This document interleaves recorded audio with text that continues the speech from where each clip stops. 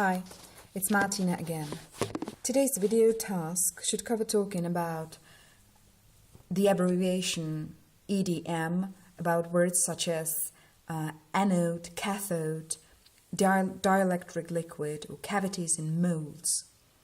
So the abbreviation EDM reads Electric Discharge Machining as the topic of Unit 8, and it's process primarily used for machining hard metals.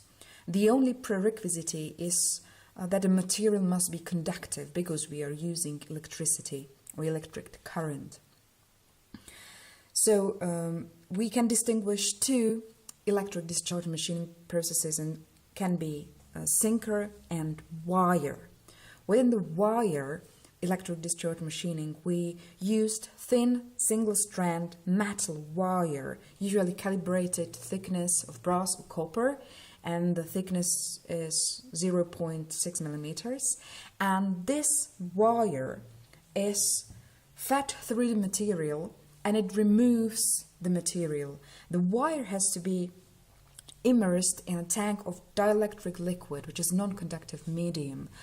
Usually it can be kerosene or transformed oil. In the video we could see distilled deionized water. The wire works, or the material is removed with the process between two electrodes, cathode and anode. The tool is connected as the cathode, and the workpiece is connected as the anode, and dielectric discharge between them removes the material, and the result of this removing is called cavities in molds. So this process is used, as I said at the beginning, to machine hard metals or plates of the thickness of 30 millimeters.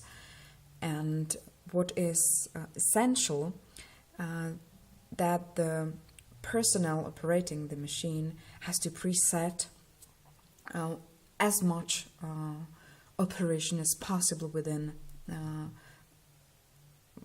one go, within one machining.